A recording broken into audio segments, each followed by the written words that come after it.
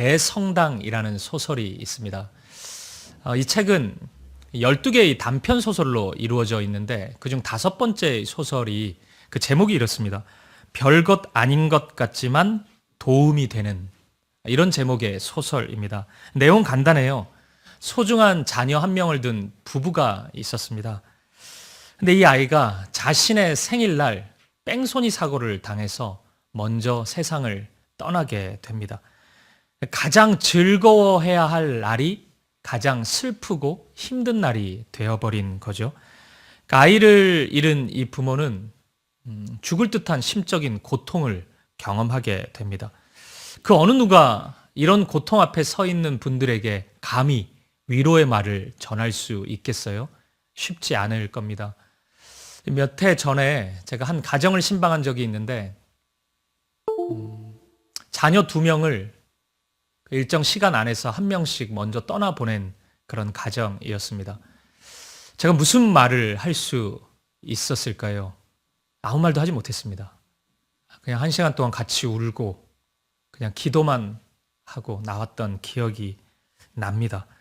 우리가 이럴 때가 있죠. 감히 무슨 말할 엄두가 나지 않아서 도무지 한마디 말을 꺼내지 못하는 그런 순간이 우리에게 찾아올 때가 있습니다. 이 소설 속의 부부가 정확히 그런 상황이었습니다.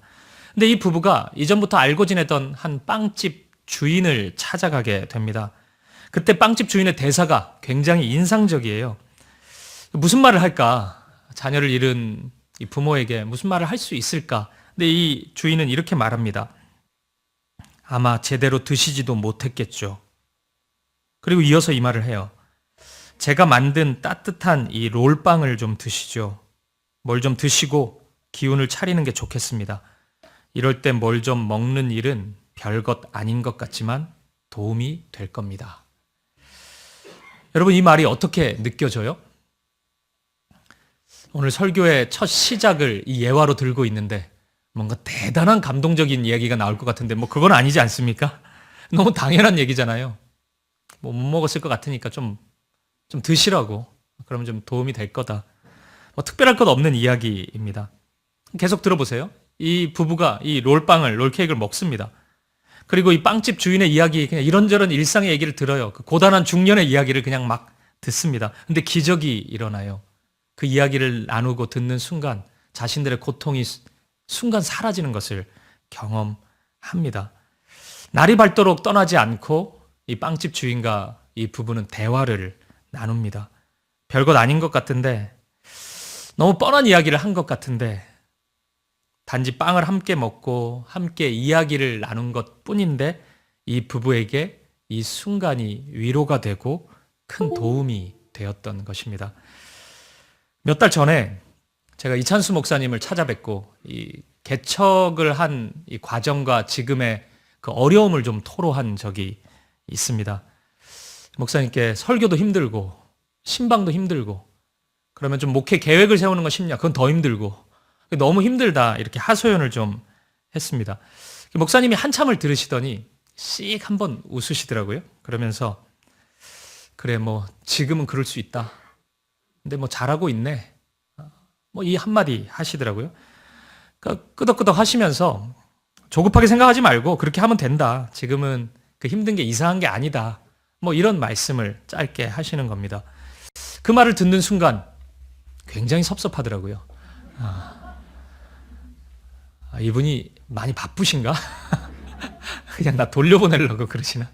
이 뻔한 얘기 뭐 이렇게 하시나? 아니면은 이제 교회 떠났다고 그냥 좀 거리두기를 하시나? 뭐 이런 생각 좀 들었습니다. 그래서 제가 간절한 눈빛으로 목사님 그래도 원포인트라도 한 말씀 좀 해주시죠.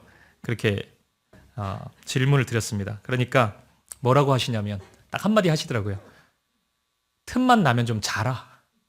그냥 이 말씀 하시더라고요. 제가 집에 가서 아내에게 이 말을 전하니까 아내가 막 웃더라고요. 그러면서 이제 많이 잘 수 있어서 좋겠네, 뭐 이런 얘기 하더라고요. 근데 여러분, 이 별것 없어 보이는 이 이야기가 하루가 지나고 이틀이 지나고 하면서 저에게 좀 힘이 됐습니다. 목사님 말씀처럼 그럴 수 있는 거죠. 개척을 하면 처음에 목사가 힘들 수 있는 거죠. 왜 안 힘들어야 된다고 제가 생각했는지 모르겠어요. 누구나 지나야 하는 시간이고, 목회 잘하면 지나야 하는 시간이고, 저 또한 그 시간을 그냥 자연스럽게 지나고 있었습니다. 괜히 고민하지 말고 그냥 한숨 푹 자면 되는 것이었습니다. 당시에 저는 무척이나 절박한 마음이었고, 또 동시에 위축된 마음 한가득이었지만, 사실 저에게는 그 어떤 도전적인 이야기가 필요한 게 아니었죠. 더 열심히 해라. 더 잠을 자지 마라. 더 기도하고 더 애를 써라. 뭐 이런 말 저에게 뭐 크게 다가왔겠습니까? 근데 별것 아닌 것 같다. 그냥 뭐 그럴 수 있다. 이 이야기가 저에게 사실 필요했던 겁니다. 제가 오늘 이 이야기로 설교를 시작하는 이유가 있습니다. 바로 오늘 이 설교의 본문에서 이와 비슷한 위로를 경험했기 때문입니다. 다 아는 이야기, 특별할 것 없는 구절들이거든요, 오늘 본문은. 근데 다니엘에게 있어서 아주 큰 위로와 격려가 된 것 같습니다. 저에게도 격려가 되었습니다. 그렇다면 오늘 여러분에게도 큰 격려가 될 것으로 확신합니다. 그 말씀이 무엇인지 오늘 말씀 안으로 우리가 함께 들어가 보겠습니다. 우리는 지난주에 다니엘서 7장 말씀을 통해 매우 야수적이고 야만적인 짐승의 나라에 대해서 함께 살펴보았습니다. 마치 하나님이라도 된 것처럼, 예수님이라도 된 것처럼 우리에게 위협으로 다가왔던 짐승의 나라였습니다. 또 때로는 우리를 충분히 미혹할 수 있는 굉장히 매력적인 모습으로 이 짐승은 우리 앞에 서 있었습니다. 그래서겠죠. 수많은 사람들이 이 짐승 앞에 무릎 꿇고 짐승의 길을 기꺼이 걸어가는 모습을 우리는 확인할 수 있었습니다. 하지만 속아서는 안 되죠. 왜냐하면 이 짐승의 나라는 가짜였기 때문입니다. 우리가 요한계시록 말씀을 통해서 확인해 봤죠. 이 짐승의 수가 666이었잖아요. 근데 하나님의 수인 7, 그 7에 미치지는 못했습니다. 7인 것처럼 보였지만 7은 아니었습니다. 다 가짜였습니다. 힘과 권세가 정말 엄청난 것처럼 보였지만 그것은 다 사라질 것이었고 우리를 속이기 위한 허울 뿐이었습니다. 그럼에도 짐승은 이러한 자신의 한계를 숨긴 채 모습을 조금 바꾸어서 오늘도 여전히 우리 앞에 나타납니다. 그렇기 때문에 우리가 반드시 기억해야 할 것이 있습니다. 우리가 싸우는 이 싸움은 결코 짧은 싸움, 가벼운 싸움이 아니라는 겁니다. 때로는 아주 긴 싸움이 될 수도 있다는 것이에요.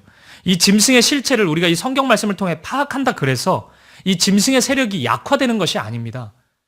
아유, 그걸 어떻게 알았대? 말씀을 통해서 알았어요, 성도님. 나는 그럼 갈게요. 짐승이 이러지 않습니다. 더 소리치고 더 으르렁거리면서 우리 앞에 다가옵니다.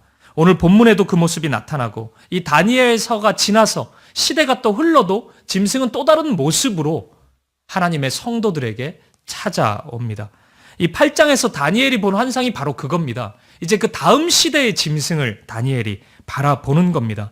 짐승의 활동은 여전했습니다. 지금도 여전했는데 내일도 여전할 것이라는 그 환상을 다니엘은 보게 된 것입니다. 8장의 환상에서 다니엘이 가장 먼저 본 것은 두 뿔을 가진 순양입니다. 이 순양은 그 힘과 이 광포함이 얼마나 대단했던지 사방을 향해서 막 들이받아요. 얼마나 무서워요. 그냥 막 들이받는 겁니다. 이 8장 4절을 보니까 그것을 당할 짐승이 하나도 없었다. 이렇게 이야기합니다. 그 힘이, 그 능력이 얼마나 기세등등했는지 당할 자가 없습니다. 그런데 또 허무해요. 왠지 아세요? 이토록 강력한 이 순양의 시대도 또 어느 순간 다 지나가 버리기 때문입니다. 갑자기 순염소가 튀어나와서 이 순양을 한 방에 쳐내버립니다. 그 기세등등했던 순양이 한 방에 사라져 버리는 겁니다. 7장에서 우리가 보았던 그 짐승이 또 다른 모습으로 시대에 맞게 또 나타난 겁니다. 어느 시대에는 순양이 됐다가 어느 시대에는 순염소가 됐다가 그렇게 나타나는 겁니다. 이 8장 쭉 읽어보면 20절, 21절에 보면은 이 순양이 메대와 페르시아이고 이 순염소는 그리스, 로마 뭐 이런 나라들인 것을 해설을 해 줍니다. 바벨론이라는 짐승의 나라를 살고 있고 그 나라 지나가지만 또 메대와 페르시아라는 순양의 짐승의 나라가 다가오는 겁니다. 그 시대 지나면요. 이제 짐승의 나라 다 끝난 겁니까? 그렇지 않습니다. 그리스라는 순염소의 그 짐승의 나라가 또 시작된다는 것입니다. 다니엘은 이 환상을 보는 그 순간 페르시아 시대를 아직 경험해보지 못하는 순간이지만 그는 또다시 짐승의 나라를 경험할 겁니다. 다니엘서를 처음 읽은 성도들도 다니엘이 경험해보지 못했던 또 다른 짐승의 나라를 경험합니다. 시리아의 안티오코스 에피파네스, 이 악인 중의 악인, 이 왕이 통치하는 짐승의 나라를 또 경험합니다. 1세기 당시 초대교회 성도들은 또 이들이 경험해보지 못했던 로마라는 이 로마의 황제 도미티아누스, 네로 황제, 이들이 통치하는 짐승의 나라를 또 경험합니다. 그리고 시간은 흘러서 오늘 이 시대에도 우리만 경험하는 짐승의 나라를 우리 또한 또 경험하게 되는 것입니다. 이렇게 보면 이 짐승의 나라는 언제나 어디서나 누구에게라도 찾아오는 것입니다. 누구는 재수가 없어서 짐승을 만나게 되고, 누구는 운이 좋아가지고 그 나라 한 번도 경험해보지 않고 순탄하게 이 땅의 삶을 살아간다? 그런 건 없는 겁니다. 어느 시대 사람이라도 어떤 직업과 어떤 상황과 환경 속에 처한다 할지라도 모든 이들에게, 특히나 믿음의 삶을 살아가고 있는 모든 이들에게 그 짐승은 한결같이 찾아온다는 것입니다. 근데 오늘 본문인 8장 4절을 보니까 이 짐승의 나라와 관련해서 조금 독특한 표현 하나가 나옵니다. 우리 4절 말씀, 8장 4절 말씀을 같이 한번 읽어보겠습니다. 시작. 내가 본즉 그 순양이 서쪽과 북쪽과 남쪽을 향하여 받으나 그것을 당할 짐승이 하나도 없고 그 손에서 구할 자가 없으므로 그것이 원하는 대로 행하고 강하여졌더라. 그것이 원하는 대로 행하고 강하여졌더라. 이것이 짐승의 나라에서 통용되고 있는, 작동하고 있는 강력한 동기입니다. 원하는 대로 하고 싶은 강한 열망.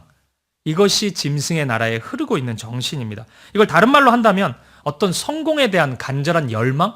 이렇게 바꾸어 볼 수도 있을 것 같습니다. 이 다니엘서에서 짐승과 짐승의 나라와 관련해서 나타나는 반복되는 표현이 있는데 이 8장 4절에 있는 원하는 대로, 그리고 자기 마음대로, 이런 표현이 다니엘서에 자주 반복됩니다. 원하는 대로 다 가지고 싶고, 원하는 대로 다 하고 싶고, 그 열망으로 애쓰고 몸부림치고 있는 모습이 바로 짐승의 나라의 백성들이 살아가는 방식, 그들이 힘을 내는 동기였던 것입니다. 그런데 여러분, 가만히 보면은 이 나라의 동기 자체가 썩 그렇게 나쁘다고만 볼 수는 없지 않습니까? 4절 말씀을 보면 원하는 대로 행하고 강하여졌더라. 이게 이제 짐승의 정신을 가리킨다고 하니까 우리가 좀 부정적으로 거리두고 해서 읽은 거지, 원하는 대로 행하고 강하여졌더라. 괜찮은 표현 아닙니까? 세상에서 살아갈 때. 그냥 학생이 책상에 요거 붙여놓으면 어때요? 원하는 대로 행하고 강하여졌더라. 괜찮잖아. 애가 열심히 하려나 보다. 이렇게 생각할 수 있는 거잖아요. 근데 여러분, 이게 왜 문제인지는 그 반대의 나라인 우리가 속해 있는 하나님 나라의 동기를 확인하고 나면 이것이 왜 문제인지가 드러납니다. 그러면 여러분, 하나님 나라의 백성들은 어떤 동기로 살아갈까요? 하나님 나라의 백성들은 무엇으로 살아가고 무엇으로 힘을 내면서 앞으로 전진할 수 있을까요? 왠지 짐승의 나라와 반대에 있으니까, 짐승의 나라가 어떤 그런 욕심, 무엇을 얻고자 하는 열망이니까 욕심이 없는 상태가 하나님 나라 백성들이 추구해야 되는 그런 마음과 정신일까요? 요한계시록을 보면 이 짐승의 나라를 가리켜서 역사 속 한 나라로 설명을 합니다. 그 나라가 바로 바벨론입니다. 바벨론은 이 다니엘서의 언어잖아요.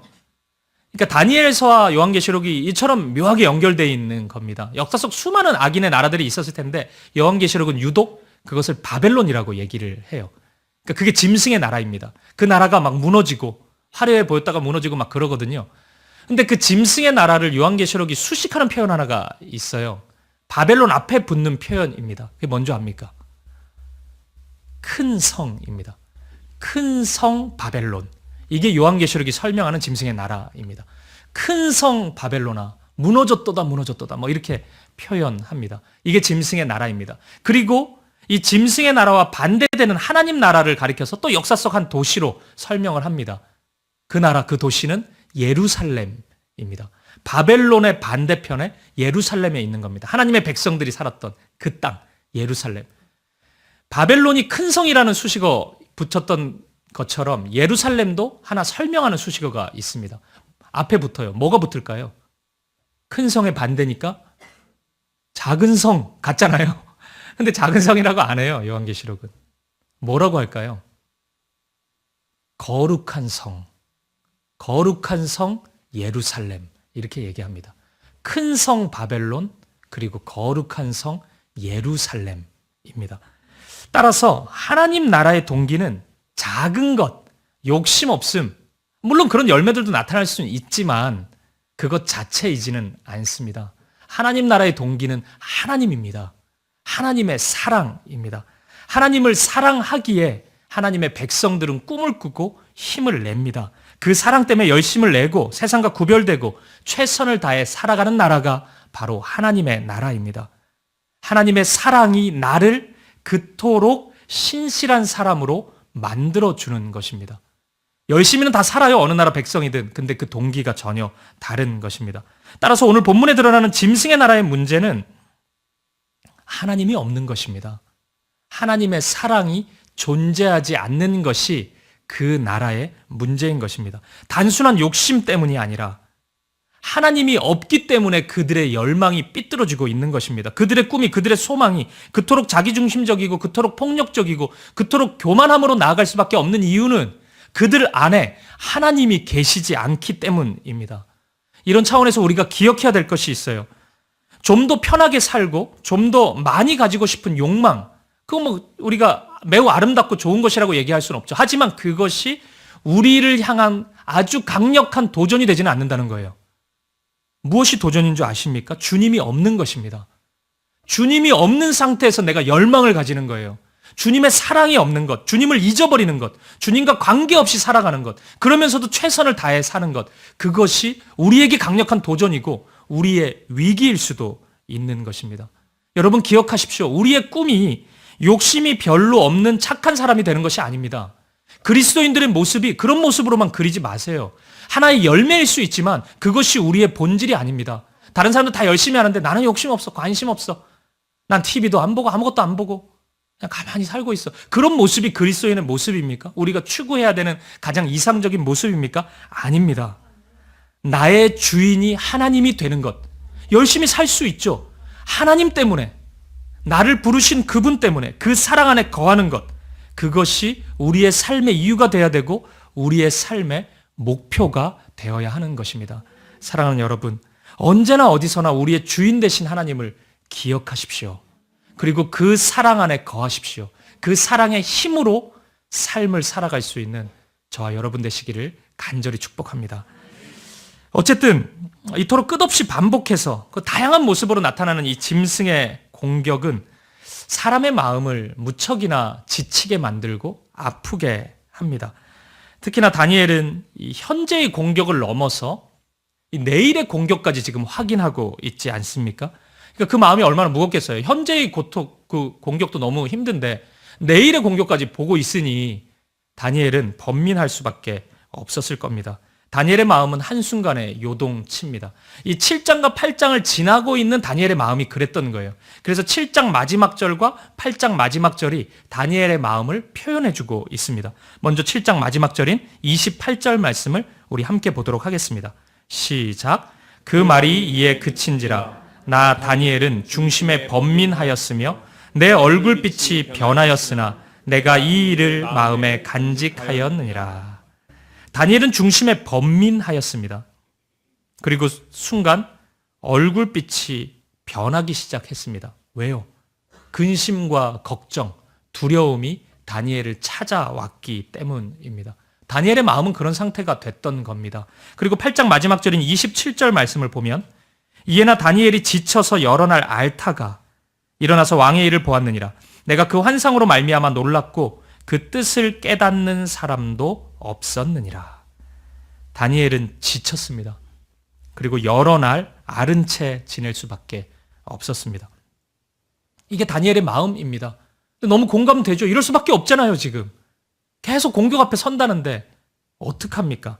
이런 다니엘에게 하나님은 뭐라고 말씀하실까요? 도대체 어떤 말씀이 다니엘에게 위로가 될 수 있을까요? 어떤 말씀을 다니엘이 들었길래 이 번민과 이 지쳐있는 마음, 이 상황 속에서 일어서서 하루하루를 또 살아갈 수 있도록 만들어 주었을까요? 이런 마음을 추스릴 수 있었던 힘은 약간은 뜻밖의 말씀입니다. 7장 25절 말씀 우리 함께 보도록 하겠습니다. 시작. 그가 장차 지극히 높으신 이를 또 지극히 높으신 이의 성도를 괴롭게 할 것이며 그가 또 때와 법을 고치고자 할 것이며 성도들은 그의 손에 붙임 바 되어 한 때와 두 때와 반 때를 지내리라. 아멘. 짐승의 세력이 일정 기간 성도를 괴롭게 할 것이라는 말씀입니다. 다시 말해서 하나님이 다니엘에게 주신 말씀은 그럴 수 있다는 게 아닙니다. 아이고 네가 그런 일을 만나면 안 되는데 어떻게 그렇게 힘들어하니? 내가 그 힘든 일 바로 없애줄게. 그게 아니고 예수 그리스도를 따르는 그리스도인이라면은 그런 시간이 필요할 수 있다. 인내의 시간 필요할 수 있다. 충분히 그런 시간을 만날 수 있다. 이상한 일 만난 것처럼 여기지 말고 그 시간을 걸어가라. 뚜벅뚜벅 믿음을 가지고 앞으로 걸어가라. 이런 말씀을 하고 있는 것입니다. 바로 이 말씀을 다니엘에게 하나님께서 허락해 주시는 거예요. 시기가 있다는 거예요. 인내의 시간. 오늘 이 말씀을 보면 한 때, 두 때, 반 때입니다. 1, 2, 0.5 그러니까 3년 반입니다. 3년 6개월의 시간을 버텨야 되는 시간이 필요하다는 겁니다.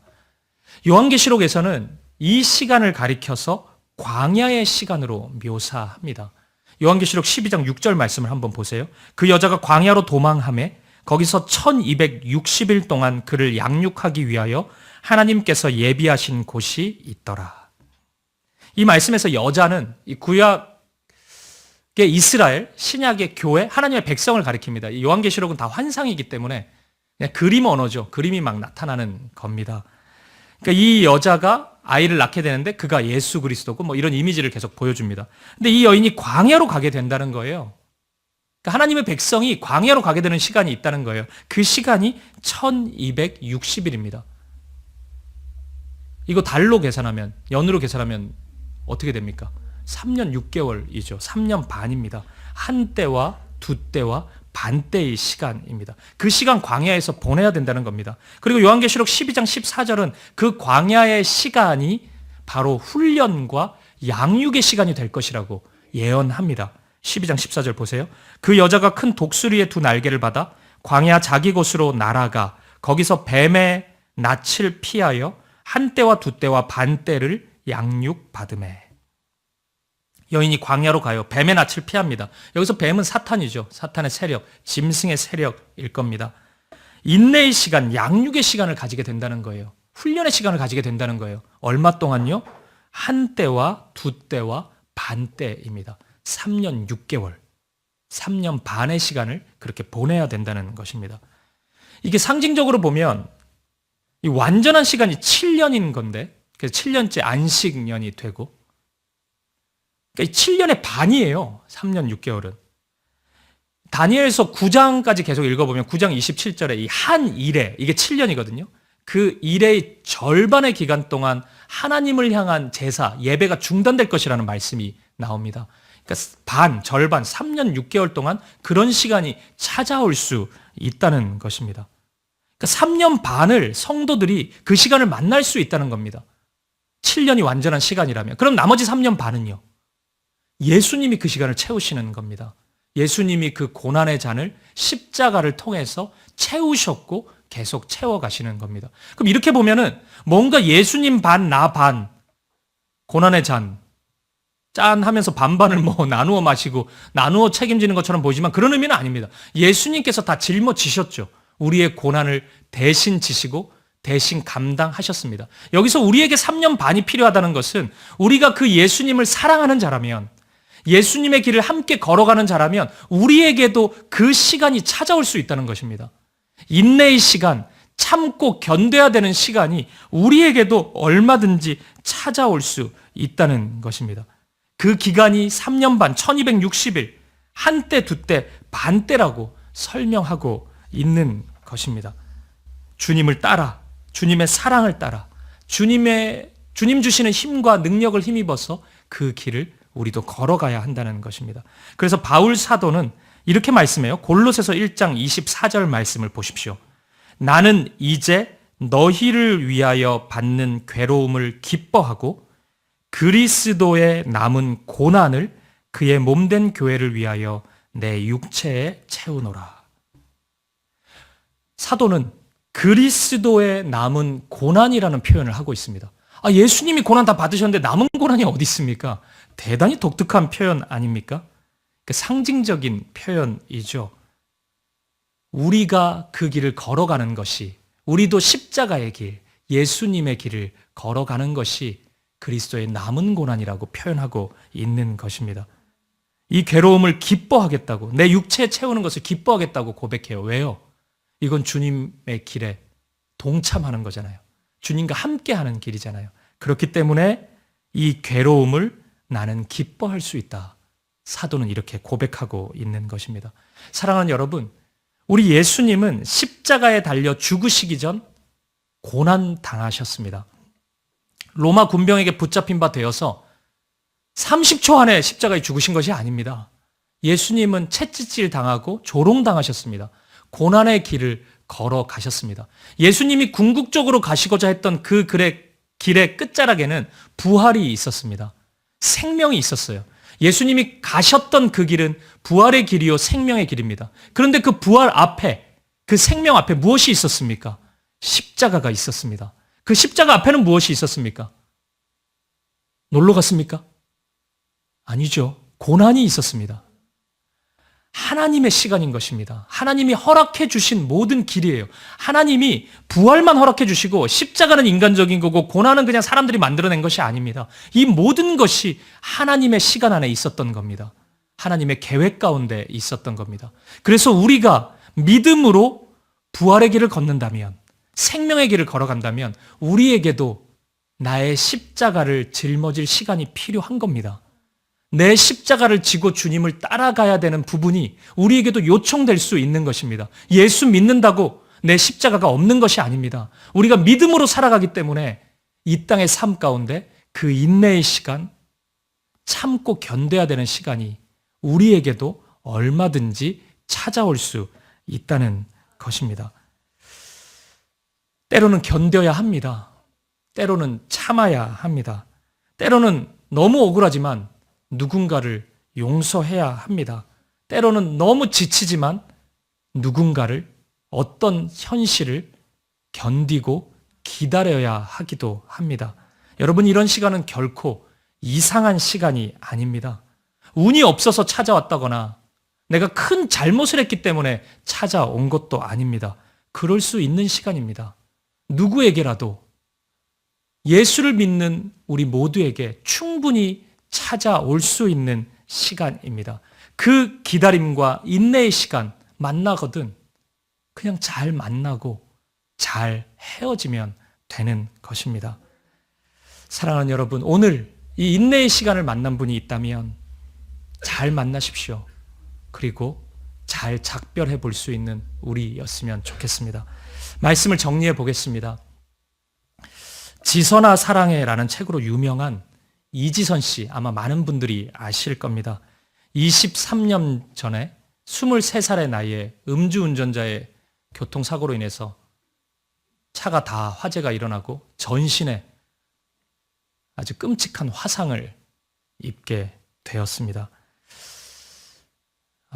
40번 넘게 수술을 했다고 해요. 그 인터뷰를 보니까 40번까지는 세봤는데 그 다음번은 뭐 의미가 없다고 생각해가지고 세지 않았대요. 그러니까 엄청나게 많이 수술했죠.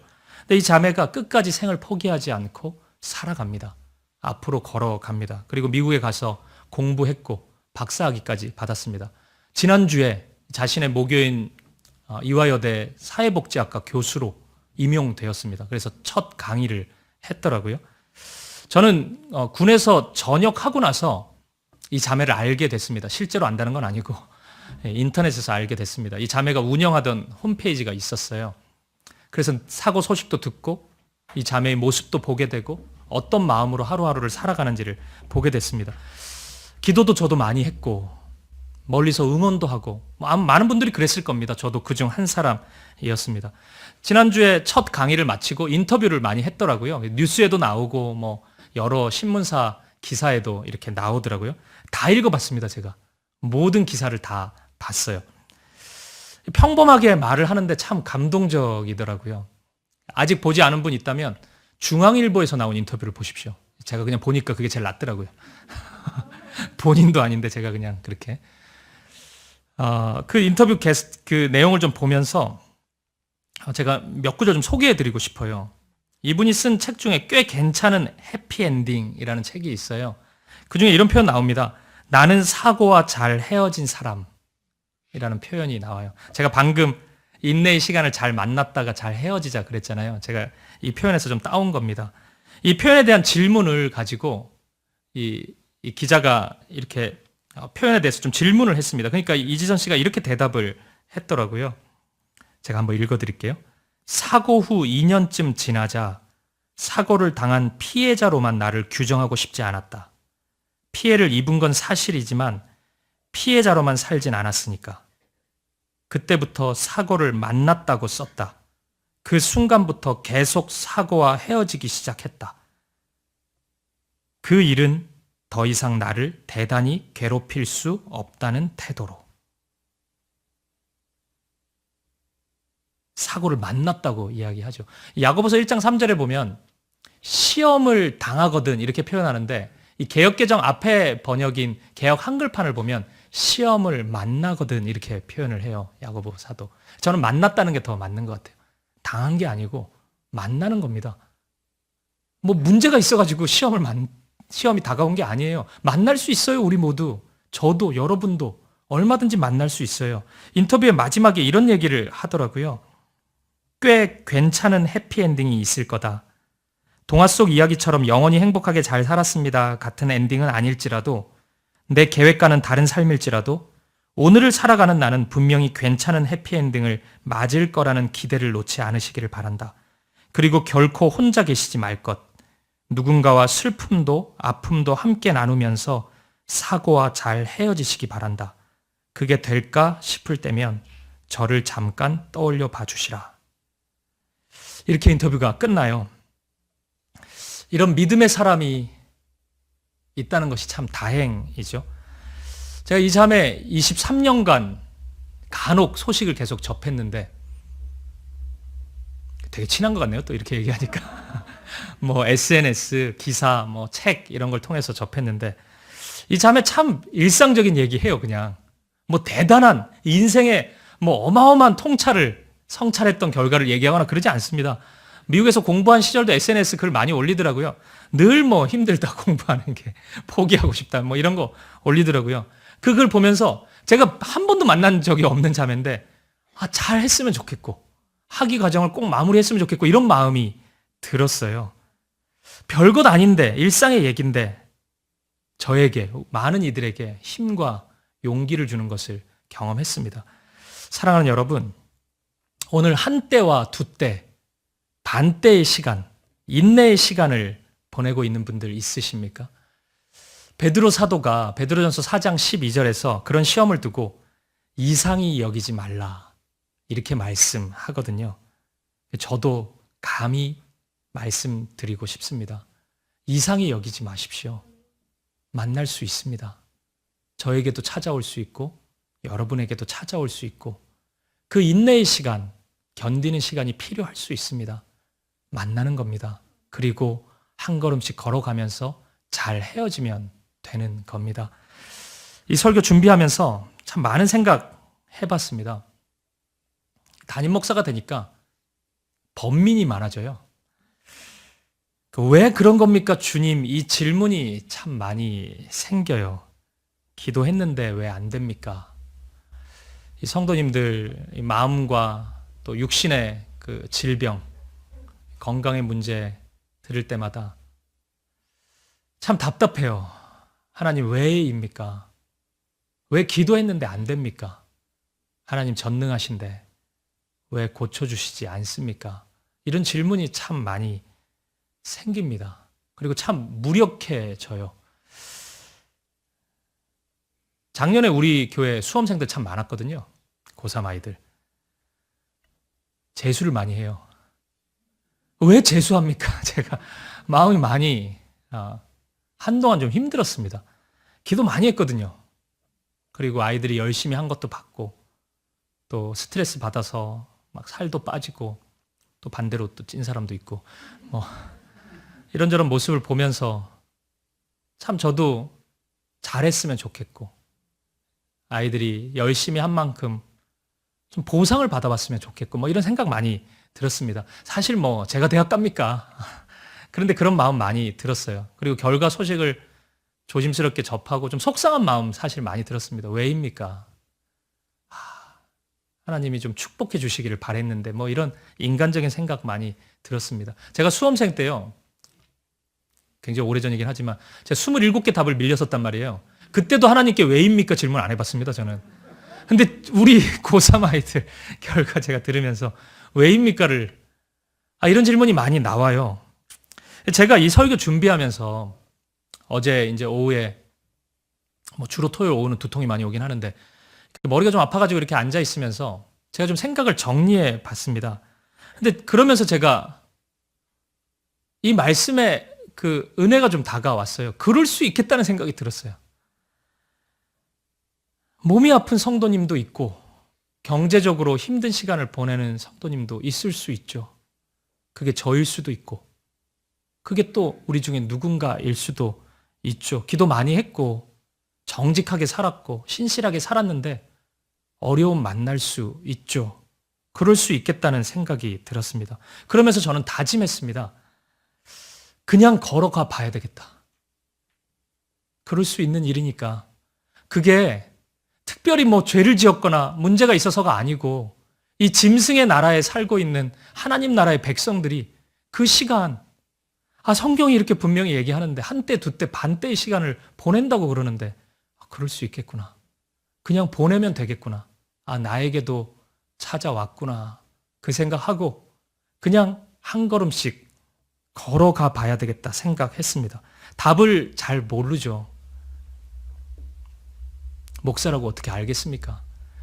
그런데 답 모르지만 예수님 바라보며 예수님 걸어가신 그 발자국 바라보며 그냥 한 걸음씩 포개고 한 걸음씩 걸어가 봐야 되겠다. 이런 생각을 해보았습니다. 사랑하는 여러분, 함께 걸어가 보시죠. 우리도 함께 걸어가 보시죠. 잘 모르지만 오늘 맡겨주신 그 사명, 힘겹지만 감당해 보면서 믿음 가지고 그 예수님 걸어가신 그 길을 함께 걸어가 볼 수 있었으면 좋겠습니다. 찬양 가사 중에 뭐 이런 가사 있더라고요. 보고픈 얼굴들, 그리운 이름들 많이 생각나. 이 하늘소망이라는 찬양인데 제가 어제 이 찬양 너무 좋아서 청년부 목사님에게 이거 특송해 줄 사람 없냐 이렇게 찾았는데 없었어요. 그래서 아쉽지만 부르진 못하는데 목사님이 부르지 그랬냐 뭐 이런 눈빛이신데 너무 고음이에요. 힘든 시간 찾아오고 보고 싶은 얼굴들, 그리운 이름들 생각도 나고 그럴 수 있죠. 그런 생각난다는 건 어려운 시간이 지났다는 거잖아요. 그럴 수 있죠. 그런 시간 찾아오더라도 주님 그 나라에 이를 때까지 순례의 길을 함께 걸어갈 수 있기를 바랍니다. 인내의 길, 참고 견디는 길을 묵묵히 한 걸음씩 내딛고 함께 걸어가보는 저와 여러분 되시기를 주님의 이름으로 간절히 축복드립니다.